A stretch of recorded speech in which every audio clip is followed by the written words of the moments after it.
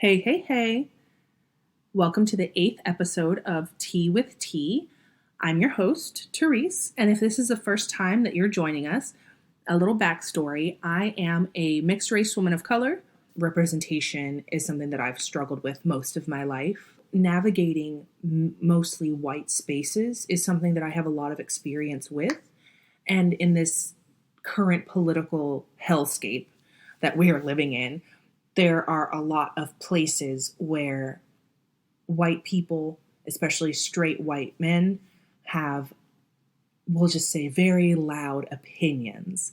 And having to navigate that space or try to share my opinion in spaces like that can make me a target. So today's episode is going to focus on different ways that people can try to derail discussion, ways that people stir the pot to get you off track, and ways people can try to discredit you online. And we'll kind of finish up with how to navigate the internet with yourself in mind, like how to know when to just unplug, how to know when to engage, and just how to keep yourself in a place where you can still enjoy the internet and not feel like it's this absolute anxiety-making shithole. So let's jump in. So the internet can be a brilliant, wonderful place full of information. You know, it's a place where you can meet people who have similar interests with you and, engage in discussion with people all over the world. It's a fountain of information. It's also, on the flip side, a really shitty place because fucking awful people also congregate in groups. They also have places where they go. Dark internet, off the table. Let's just talk about normal internet. Because if I start talking about sex trafficking, I'm going to go on this long rant and I'll probably end up crying. So we're going to shelve that for another day. But regular internet, there are tons of places where trolls, in case you don't know, are people who spend their time on the internet baiting other people, trying to create discourse just for the sake of arguments. They try to make people feel terrible. They try to guilt people, shame people, control conversations, derail healthy discussions. I kind of lump conspiracy theorists and racists in with trolls, people who, they have no skin in the game. Like they don't care about what they're starting an argument about. They just want to start arguments. So I kind of lump all of them together because they're all terrible people. Like the fact that there is a whole sect of the internet that believes that mass shootings like Sandy Hook, there was a shooting in a small church in Texas not too long ago. I can't remember the name of it. I will link to that, though, in the show notes. There's a whole sect of the internet that doesn't believe those things happened. They believe that there were crisis actors hired instead of real people. They don't believe that anyone actually died. They don't believe. And on one hand, I could see why they would rather believe that than the truth, because the truth is pretty fucking bleak. But it is the truth. And for them to give people death threats for, quote, participating in this government conspiracy, or they are the kinds of people who show up at people's homes and harass them because they don't believe that someone in their family died. That's pretty disgusting. That's pretty awful as a human being. As much as I can tell you don't engage if you don't have to, I also am aware that sometimes you aren't given an option. Sometimes there is no higher road. There is no other path because they follow you, because they make it impossible for you to do anything else. And doxing is something that is reprehensible when it's used for evil. But at the same time, it's also awful when it's used for good. So doxing, in case you're unaware, is when people on the internet use meta tags and other kind of hacker, quote unquote, hacker information to figure out who someone is and where they live through their social media. There was an example of doxing for good when there were a couple racists making online death threats and just being terrible people online, and people exposed them and said, this racist piece of shit lives at this address, this is where they work, write emails to their employer, write emails, send them letters, do this and that. An example of doxing for evil is where there was a cyber attack happening where it would put a virus on people's computers and essentially hold the contents of their computer ransom unless they paid the virus owner money to unlock it. The problem with that, of course, is that they can lock it again at any time and demand more money. So they're essentially holding your things ransom. Well, a white hat hacker, or a hacker who works for the greater good, the white hat hacker figured out a backdoor and essentially disabled the virus and was giving people the cure essentially for free. Someone working with a journalist doxed that white hat hacker they worked anonymously for a reason. Whatever that reason is, it's none of our business. That's their business, the white hat hacker's business. And this journalist and their team doxed that person, didn't communicate with them that they were going to expose them, and just exposed them for, ratings, for clicks, for views on their website. And essentially, they have now made that white hat hacker a target, because of course that virus owner is going to now target that person. Of course there are going to be people who are now saying, oh, well, you're a hacker, white hat or not, we don't want to associate with you. Like, that could have ruined this person's livelihood.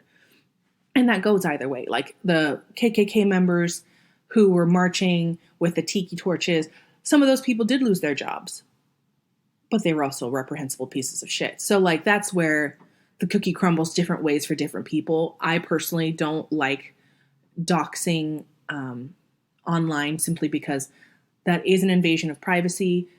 People deserve the right to operate anonymously online if they so choose. Of course, I do have my little loophole, we'll call it a morality loophole. Anyone who's trafficking people, anyone who's abusing children physically or sexually, anyone who is the scum of the earth, I believe that once they've started hurting other people or animals, they have waived their right to be treated like a human being. So they don't get privacy. They don't get to have their anonymity online, because that anonymity is what fuels them to continue to be disgusting people. And I shan't stand for it. Side note, I actually for a while wanted to work with like a task force that would, pretend to be preteens and children online and lure predators to places where they could be arrested. I totally would do that still to this day. But that's just something where I feel so strongly about that. Like, if you're using the tool of anonymity online for evil, I think that you should be stopped. Because, not just because I have children, but because I feel that children who are navigating the internet, yes, they should be doing it with supervision. Yes, they should be smart about it. Yes, there should be tools in place to help them, but there aren't always. I mean, I remember being a youth on AIM, AOL Instant Messenger, and Yahoo Messenger, just blindly wandering the internet.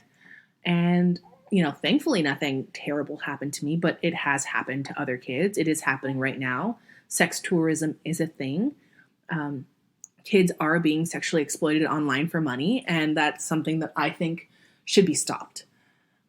But we're gonna get back on track. Let's cover some of the common types of derailment, the common tools, that trolls use online. Things like gaslighting, things like sea lioning, things like virtue signaling, tone policing. Those are all things that people of color experience, and women often experience, regardless of color. So gaslighting can happen in person and online, and gaslighting, by definition, is to manipulate someone by psychological means into questioning their own sanity. This comes from a play called Gaslight. So gaslighting is where someone will say things to you and then say that they didn't, or they'll say that you said something even though you didn't, and try to convince you and everyone around you that that's how it happened. Sometimes they will purposely misconstrue what you're saying, and they'll be like, oh, so you're saying this. That's what you said. That's what you think. This is what you mean. And they'll try and derail you and discredit you that way. An easy way to avoid that is to, again, repeat your same points. Don't let them nudge you, because it's essentially a way of changing your recall. They will manipulate it just a little bit. They'll change a word and another word, and then eventually they've completely twisted your whole meaning. For example, I once was having a discussion about feminism, and of course there's the knee-jerk, oh, so you hate men. If it's not just for women, then why isn't it called equality? And that's an example of gaslighting, where someone would say, well, you said that you don't believe that men are people. I never said that. I just said that women are treated as less than human. They're treated as less than men, and they shouldn't be. So I keep repeating that so that they don't derail me. If they say, oh, so you don't like men in power. Oh, so you don't like this. This is what you think. If I said, well, no, I said this. This is what I said. Once you have reiterated your point, you don't have to entertain them any longer. If you feel that they are just trying to twist things, then just say, I feel as though you're trying to misconstrue what I'm saying. This verbatim is exactly what I'm saying. Now let's move on. Don't let them dwell on the minutia, because again, they have to try to manipulate small pieces at a time. Otherwise, it'll be obvious what they're doing. Stick to your facts, stick to your points, stick to your wording, and then move on. Remember, you do not have to engage at any point. You don't have to engage. Sometimes they won't let you leave it. And again, you don't have to acknowledge them whatsoever. Women oftentimes have a lot of experience with what happens when you don't engage. People often turn angry and violent, in which case you can report them if it's online. If it's in person, then you can handle it differently. Right now, we're going to focus on online. So you can report them if they turn abusive by Philippe, BYE_Philippe. I'll link to that in the show notes. That is an example of what happens when women say no or don't engage. And if you have never seen any of these examples, chances are that either you are new to the internet or you're a man. And this is not just things that happen to one woman. Women submit to By Philippe and blogs like When Women Say No on Tumblr. This is hundreds and dozens of women's examples and news reports of things that are happening to women when they don't engage. So it's very important that you have a support system, that you are not afraid to report someone online, because if someone's speaking to you in a reprehensible way, they're threatening your life. They are threatening to rape you. They are telling you that you are a terrible piece of shit and you deserve to be murdered. You deserve bad things to happen to you. If they're doing it to you, they're doing it to others, whether they mean it or not. Because a lot of people are like, oh, well, I was just kidding. Oh, well, I was just saying that. It doesn't matter. You shouldn't be saying it. Because if you wouldn't write it, sign your name to it, say it in front of your parents, don't say it. That's like, I have no other way to word that. So many people use their anonymity online as an excuse to be a total piece of shit. And that's not okay. If we're going to carve out safe spaces for ourselves, then we're also carving out safe spaces for others. So that's super important. That's essentially why I'm doing this episode, because the internet has been both a safe place for me and an unsafe place. And when I think of other women and young girls who are learning to navigate the world, and they're being told, you deserve to be raped because you won't give me the time of day, that is absurd. And if you don't nip it in the bud, it will just grow in strength. You know, there are people who make death threats to women online all the time. For what reason? No real reason. Because their pride is hurt. Because they feel that they're owed something. They're entitled to your time. They want to have a debate. So you're going to have a debate whether you want to or not. That's not safe. That's not healthy. I am completely dedicated to making the space of my sphere of influence. If I can influence it, I will. My sphere of influence is to make a safe space for everyone. And now I know that there is no way to have something that's 100% unproblematic, but the least I can do is nip bad things in the bud when I see it, when I witness it, because I don't want someone who's less prepared or less ready to engage in conflict. I don't want to say weaker, but people who aren't as strong-willed as me may be more willing to put up with sea lioning or gaslighting, and it'll hurt them. It'll hurt how they view the world. It'll hurt their self-esteem. It'll hurt how they feel comfortable in engaging with others. And I just don't want that to happen if I can help it. So another thing that happens is sea lioning. Sea lioning is when someone asks for facts, they ask questions, they ask for clarification in bad faith. So that means they ask you with no intention of learning, no intention of seeing your side. They just want you to keep having to answer question after question after question until you get frustrated, until you run out of patience, until you run out of facts for them. Because their ultimate goal is to get you to be frustrated and snap, in which case to them they've won. Once they get to you emotionally, they've won. And again, you've now wasted 20, 30 minutes trying to convince this guy that racism exists, trying to convince this other person that feminism is equality for the sexes. And then once you go, listen, dude, fuck off. Then they're like, oh, well, I've won. No, you didn't win. You're just a fucking twat.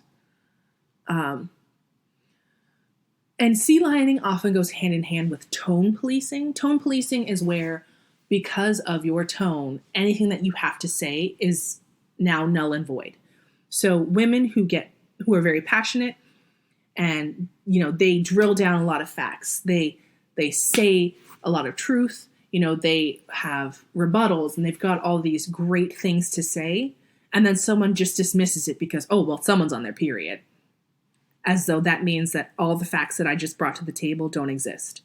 I have just now proved to you in 5 different points why you're wrong and I'm right. But because I said it a certain way, quote unquote, it didn't happen. It doesn't exist. You still win. Tone policing and sea lining work in that way.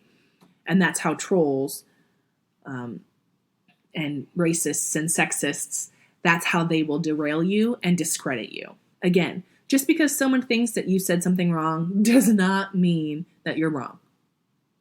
Again, your identity and your opinions are yours. No one can have a wrong opinion. Their opinion just goes against what you're saying. Now, there can be untrue opinions because the truth and facts are what they are. It is a fact that there are more men in power than there are women in power. It's a fact. America is a country that has never had a female president. That's a fact. Middle Eastern countries, African countries, other countries, the Philippines have had female presidents. That's a fact. Now, other countries are more feminist than America. That's both fact and an opinion. But we'll come to that another time. But so someone having their own opinions, that's fine. Someone having their own thoughts, of course, that's fine. But for someone to tell you you're wrong because you think X, Y, and Z, you don't have to rise to the bait. So that's another thing, baiting. You sharing your opinion, and then you're like, okay, well, this is just what I think. That's it.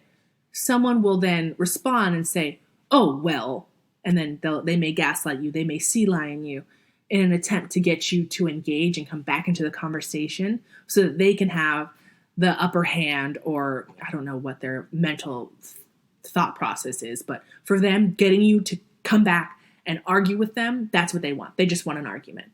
You do not have to engage. If you've said your piece, you've said your piece. If you want to have a discussion, then have a discussion. But just because someone wants a discussion does not mean you have to give them a discussion. That is part of self-care.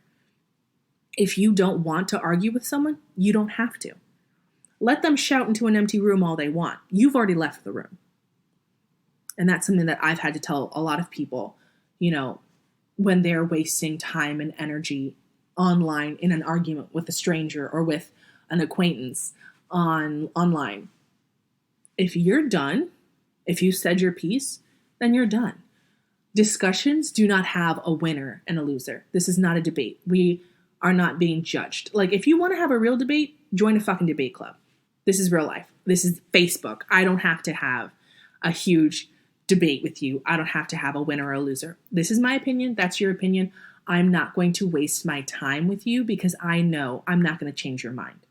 Now, some people, they do engage in discussions with trolls because they know that they're not going to change the troll's mind, but they may influence someone who wasn't sure or who wasn't aware of the issue. That's fine. If you want to be a voice of reason for people who are still finding their way, that is absolutely your right. But not everyone is cut out for that. Not everyone is cut out to be arguing with complete strangers day in and day out. If you're not cut out for that, then don't try to make yourself do it. If you just want to share your opinion and then calmly leave the room. You do not have to engage. And I can't repeat that enough. So that is going to be a theme of the episode. Another example is virtue signaling. So virtue signaling is something that, a lot of people, they try to, before they engage with someone online, like if an acquaintance, let's say, or you're commenting on a friend's status and one of their friends who you don't know responds to you and you're like, is this person trying to argue with me or are they just not understanding where I'm coming from? Because, I want to give people the benefit of the doubt and just assume that, they are ignorant and they want to learn more. So I may sometimes go onto their social media to try and see like, okay, is this a troll? Is this a douchebag? What's happening? So virtue signaling is when someone will post statuses or videos to be like, oh, well, I believe this, but they don't actually believe that. They just know that other people feel that way. So they want to chime in and feel like part of the pack. But people also do that like to catfish. And catfishing, in case you aren't sure, is when you are interacting with someone online and that person is not who they say they are. Their profile pictures are stolen from someone else. The identity that they've assumed is someone else's, or they've created a person from scratch, and they're pretending to be that person. Some trolls catfish to sway discussions. So on their profile, their catfish profile, they'll be like, they may say Black Lives Matter and say their name and things like that to lure people into engaging with them because they think that this catfished person is on their side. So they are invited into safe spaces. They are invited into groups that are supposed to just be for people who feel like Black Lives Matter, who feel that trans lives matter, etc. And once they're in those groups, they've used their virtue signaling to kind of cheat their way into this group. Once they're in the group, they will then go to the people's personal profiles and attack them under their regular profile. I'm not saying to vet every person you come into contact with, but just know that not everyone is who they say they are online. And if you ever have any doubt, then stop engaging, stop interacting.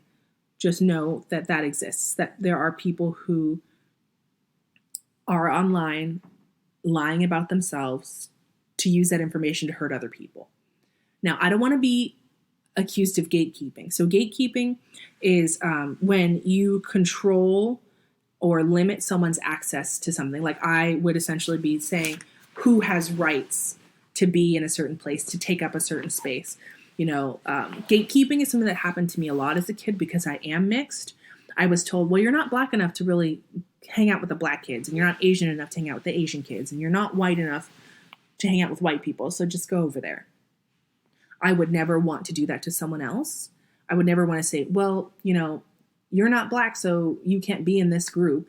You posted something about, being pro-life 2 weeks ago, so now you can't sit with us. People are allowed to be whatever they are. I would never leave someone out because of what they believe. Unless you believe that pedophilia is allowed, then you can leave right now. Um, or if you believe that women deserve to be raped because of what they're wearing or what they've said, or you believe that you have the right to tell someone that they should go die because they have a different opinion than you, if you fall into those categories, then yeah, I will gatekeep the hell out of you. Get out of my face. Get out of my life. Get out of my space. Get out of my friends' spaces. But again, that's my opinion. That's what I would do for myself. I would never influence others to make the same decisions. But gatekeeping is something that does happen to people of color online. You know, you're told that the best example I can think of right now is those two gentlemen who were just arrested in that Philadelphia Starbucks. They weren't allowed in that white space because someone gatekeeped. They said, you shouldn't be here, so I'm going to remove you. The Starbucks and the police both were in the wrong for that. And that happens online as well. Also, just a quick side note. I don't know what Starbucks is doing with this publicity stunt of, oh, well, we're going to close for sensitivity training. They're making their own, like source. They're making their own training, their own materials. So none of it's tested. None of it's been, proved its efficacy. It's pretty much, it sounds like to me that they're just going to close their stores, have everyone show up for meetings, play a couple tapes and be like, all right, well, now you're trained. Get out there. Like, they aren't using a vetted program. We don't even know if the trainers will be people of color. Because Lord knows that white savior complex sometimes, where white people will teach something about what it's like to be a person of color. Even if you have people of color weighing in on you developing this, the fact that you have someone white administering it is still like, hey, people, you're here to learn about how to treat people of color as people, but me as a white person has ultimately the last say in what you should know. That just doesn't make sense to me. A person of color is always going to know more about what it's like to be a person of color in this world than a white person. A white person can Google and interview a million people of color, but they'll never truly know what it's like. So, yeah, it should be vetted. It should be administered by, developed by people of color. But again, they're not using an established training. They're making their own. It's going to launch in a single afternoon, like a single day. You can't tell me that that's going to be effective. You can't tell me that is going to work. But that's just my opinion on that. So let's get back to it. So we've talked about tone policing. We've talked about catfishing, baiting.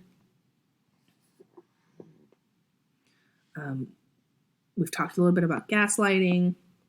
And again, if you feel that someone's shaming you, manipulating you, then you have every right to disengage. Oftentimes people will engage in debates, or they'll try and lure you into a discussion. For example, that meme of the man sitting at a table that says an unpopular opinion and then change my mind. That man is Steven Crowder, and he is he's canceled, to put it mildly. He is transphobic, and oftentimes he is what I refer to as a troll in real life. He lures people in thinking they're going to have, pleasant discourse. This is just a debate. This is just a discussion. But then he says slurs. He is manipulative. And people like that, again, you do not have to engage with. Some people want to. Great. Just make sure that you're aware of the tools that they may use to discredit you.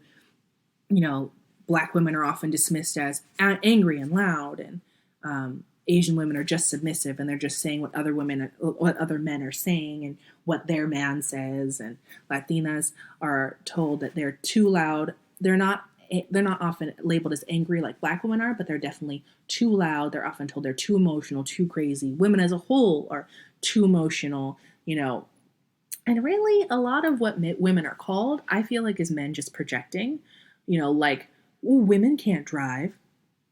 Women statistically have fewer accidents. It's actually why we're easily insured and cheaper to insure than men, because men have more accidents, men have more road rage. That's a fact. I can link to sources in the show notes. Women are told that they talk too much and they're too loud. Men actually statistically talk more and longer than women. There was a study done once that studied how long men spoke in a conversation versus how long they let women speak, because I use let women speak because men often speak over women. Men were surveyed after conversations, and when a woman spoke as little as a third of the time, men felt the woman dominated half the conversation. And when men spoke 100% of the time, they still felt like they didn't talk long enough. Again, I will link to that study. So men talk more than women. That's a fact. Men may say that women are more emotional, but it's, again, a way for them to dismiss everything that you've said with one fell swoop. Oh, well, you're just loud and emotional. I don't need to listen to your opinion. I don't need to listen to the facts that you're giving me. When people are like, oh, well, why don't you just say it nicely? I'm just trying to learn, again, or you're not helping by being so angry. You're not helping. I'm not angry, I'm passionate, because the fact that you're going to sit here and ask me to explain things, the fact that I should have to explain what I'm going through shows that it's not happening to everyone. And if it's happening to me, it should be happening to more people. If it's happening to women of color, it should be happening to everyone or not at all. So of course I'm going to be angry. The fact that I have to explain my existence to you, the fact that I have to justify my response to the world after what the world has done to me, I'm entitled to feel what I feel. So don't police my emotions. Don't police my tone. When people ask you things like that, like, oh, well, you don't have to be so mean. You don't have to be so angry. I don't have to answer you. Oftentimes it will be strangers or acquaintances who are asking you to explain yourself, to defend your right to exist, how you want to exist, how you should. They have a lot of thoughts on how you should be versus how you are. And again, that's none of their fucking business. Anyone who's going to tell you, well, you shouldn't be this, you shouldn't be that. Are they a person who is in your demographics? Because if a white man is telling a black woman that she should be X, Y, or Z, he should shut the fuck up. If anyone is telling you how you should live your life and they're not you don't have to fucking listen to them. You don't owe them a nice explanation. You don't owe them anything. I'm going to repeat that because some people, this is a novel thing.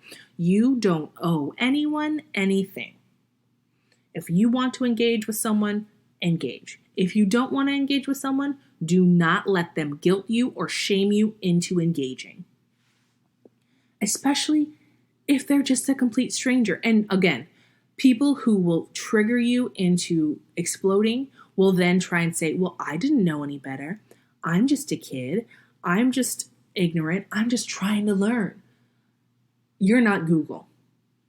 You're not Oprah. You're not Dr. Phil. You are not required to teach them anything. If you want to give them links, sure. But do not fall for the trick of, well, can you just explain it to me? Oh, that article is too hard. Can you break it down for me? No. I gave you the tools you need to learn. The fact that you're not using them shows me you don't want to learn. You just want to piss me off. You just want to upset me. You just want to break me. And I refuse to engage in that. I refuse to let you fall for that. Now, yes, some trolls don't mean to be trolls. It may be an accident, sure.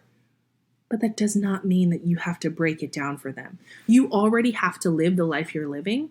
You should not have to explain the life you're living to someone. Because it's not your fault you're living this life. It's not your fault that the country is designed and continues to be designed for straight white men to flourish and everyone else to struggle. It's not your fault. It's not your fault that you have to demand that more seats be put at the table. It's not your fault that, again, society is designed for us to fight over seats at the table instead of just fighting for the table to be bigger. People are starting to come around to the, hey, I don't have to put down another group so that my group's better. It doesn't make my group better. It doesn't help any of us. More and more people are starting to learn the tricks, but not enough people know the tricks. So that's a huge part of this podcast, is for me to help others learn what's being used against us, how to circumvent it, how to recognize it so that you can continue to grow. You know, women of color have such a hard time that we're not only the bottom of the pole in a lot of places, but we're also conditioned and taught to fight other women of color. For what? To what end? For what reason? We all know that the real monster here is not us, but that monster has trained us to fight each other instead of fighting the monster. One thing that has always stuck out to me growing up was someone told me once, the devil's greatest trick was convincing mankind he didn't exist. That applies in so many ways to the current state of affairs in America. Racists' best trick is convincing people that racism is not real or racism isn't racism. Oh, well, I'm not racist because of this. Just a helpful hint, if you have to start a sentence with I'm not racist, you're probably a little bit racist. Everyone's a little bit racist. It's bias is learned. That's conditioned into you. That's fine. But if you're taking steps to learn and to get better, then that's fine. But if you ever say, I'm not racist, I have black friends. I'm not racist, my brother-in-law's black. I'm not racist, I like Beyonce and Jay-Z. You're probably still racist. I mean, shoot, that's another thing where another tool that trolls use online is, concern, I think they're called concern trolls. It's where they point out that, oh, well, you think that racism is real because Jim Crow was in the 70s. But, if Jim Crow was still around, then we wouldn't even be able to have this. So we're not racist because Jim Crow's not here anymore. Or, if racism still exists, then what about this? What about that? If racism still existed, then we would still have the 3/5 law. Well, it's just called gerrymandering now, Ellen. Still exists. Sorry. Or when people say like, oh, well, if racism's real, then shouldn't we also worry about how white people are becoming a minority? Statistically, white people are a minority, so shouldn't I get affirmative action? Shouldn't that help me? Bitch, if you don't sit down, that's not. People will try to derail your discussion by putting the light back on themselves. They want to feel important, so they're going to put themselves in your conversation. Again, if you are having a conversation with another person of color and someone white steps in, you don't have to engage. You don't have to entertain them. They can read along. They can Google. They know how to use the internet. Some people are like, oh, well, my Aunt Deborah, she's older, so I need to explain it to her. If you want to, go ahead. You don't have to do anything. You don't have to dread family gatherings because no one in your family understands politically where you stand, or they don't understand why you feel this way. That's a huge part of why when youth comes out as trans or they come out as gay, their family's opinion or how their family accepts it can double or halve their suicide risk. So when trans youth are accepted by their family, their suicide risk drops to less than 10%. If they're rejected by their family, then it nearly triples in rate of their suicide rate. That's huge. So yes, I understand wanting to try and explain it to your family, your opinions, your beliefs, because you want them to be on your side. But you just need to remember that not everyone is going to be on your side, and that does not make your side any worse than theirs. It does not make your side any less than theirs. Your side is your side. There are people who are on your side. That's the beauty of the internet. You can now connect with people who feel the same way as you do, who will help build you up, who will help give you information and sources so that if you do want to engage in discussions, they can help you formulate your opinion. They can help you formulate a educated debate defense. But don't feel like you have to get everyone on your side. You will never get everyone on your side. Beyonce is one of the most talented people in the history of the world, and people still hate her. If Beyonce has haters, honey, you're going to have haters. People hate Oprah. People hate Dr. Phil. People hate anyone who you can think of who's a great person. People hated Gandhi. People hated Martin Luther King. People hated Mother Teresa.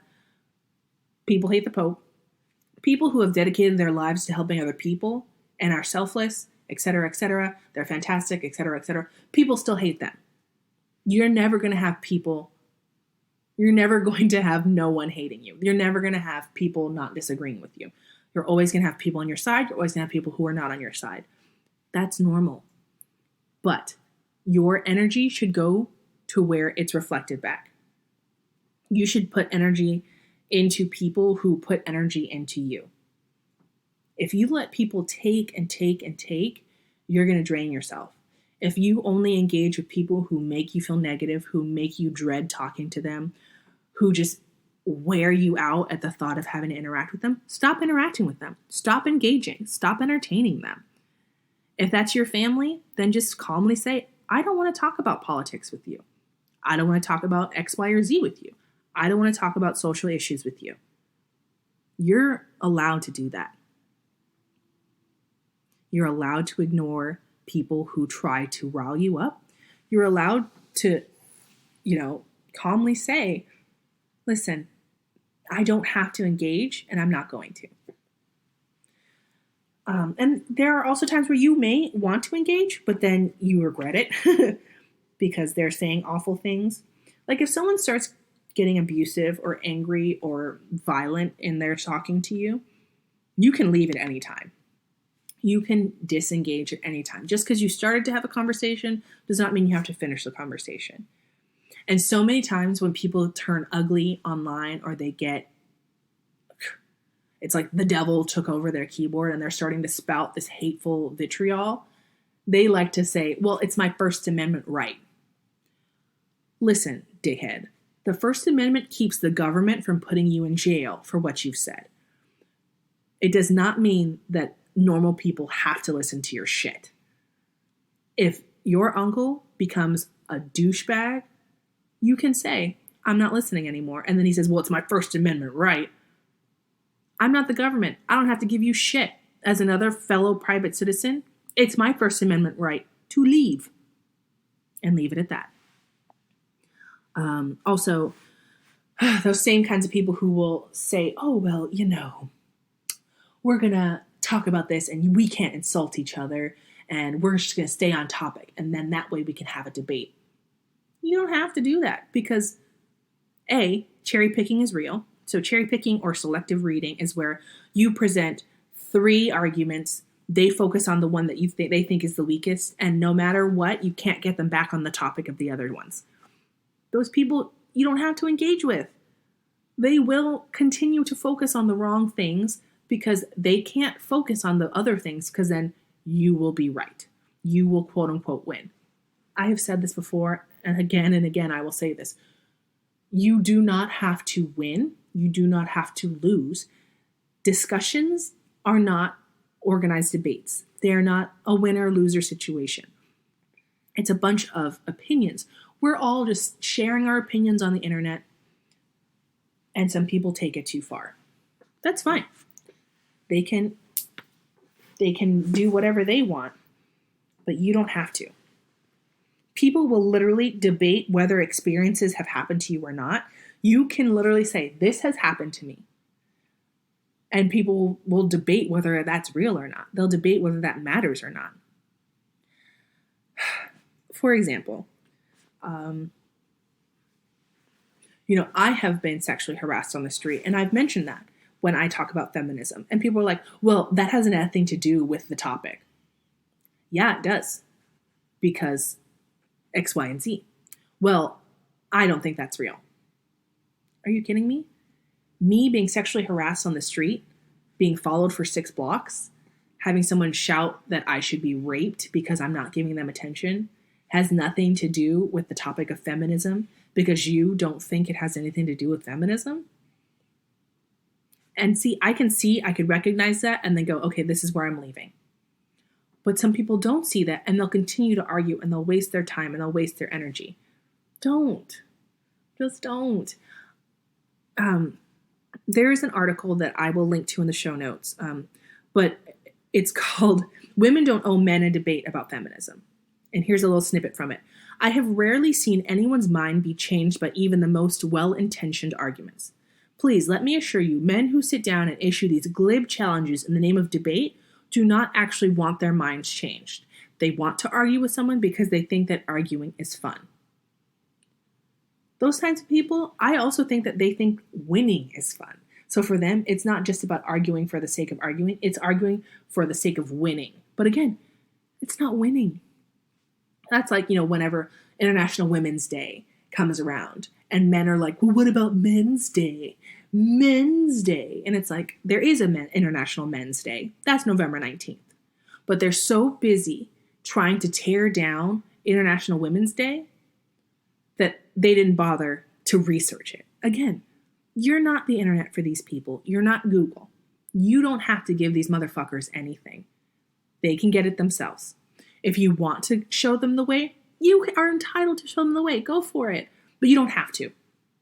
Because a lot of them, they don't want to be educated. They just want to win. They just want to have the one-up. Don't give it to them. Don't give it to them.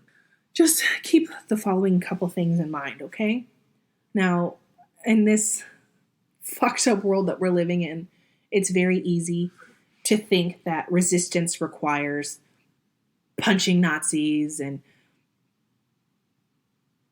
protests and having these huge raging debates and arguments with people. Sometimes resisting does come in the form of just existing, you don't have to be in people's faces all the time. You don't have to be defending your life 100% of the time. You can just live your life unapologetically. Live your life as who you are, exactly who you are, without apologizing or explaining. Just exist and force them to deal with you. Some people, resisting comes in the form of teaching. They want to help people. They want to connect with people. They want to try and bring everyone on the same page. And that's great. That's fine. That's their form of resisting, though. Progress and change are slow moving, but they are moving. If someone's not changing at all, it's time to shake their hands and wish them well. If someone is constantly trying to argue with you and you recognize now that it's in bad faith or that they're a troll, that you know that they are using some of the tools that we've talked about today, stop putting energy into that bottomless pit. If they were taking genuine steps to improve and grow, you would know that. I mean, yes, we all make mistakes. No one's 100% unproblematic, like I said. But someone who is trying to change has visible, consistent progress. Even if they backslide or they make a mistake, they own up to that mistake, they apologize, and they take the steps to continue to move forward. Not just sheepishly like, oh, sorry, just because they were caught. They would catch themselves, they would recognize themselves, or they would take someone calling them out as like, you're right. You know what? I apologize. This is where I fell short. This is what I'm going to do in the future to be better. That is someone who is growing. That is someone who's consistently changing. Another thing you can do is don't be afraid to respond to people with, where did I ask you? Because people, again, will chime in with their opinions. They'll try and derail things. They will say, well, this is what I think. You can encourage debate if you want, or if it's something that you feel is non-negotiable, like Black Lives Matter, and people are like, well, all lives matter, this and that. You can absolutely respond with, where did I ask you? I did not ask for opinions. I simply stated Black Lives Matter. Because of course all lives matter. No one is saying that it doesn't. But that's how they try to discredit you. That's how they try to derail you. You don't have to engage. You can simply say, where did I ask you? You don't have to engage. But you can let them know, listen, I know what you're trying to do, and I want no part of it. It's like when we were younger and they used to tell us, oh, well, if you tell a bully you're not going to be bullied, then they'll go on to easier targets. In a way, that's true. But a lot of bullies are shitty people, and no matter what you say, they're going to keep coming for you. You can engage, you cannot engage, but if you choose to engage, don't be afraid to let people know. I didn't fucking ask you, so I don't care what you have to say. You can go overboard and say that to every person in the world if you want. A lot of people, their self-care is not getting involved at all and not letting other people get involved. That's their process. That's their problem. That's their privilege. That's their opinion. But don't be afraid to tell people that you didn't ask for their opinion.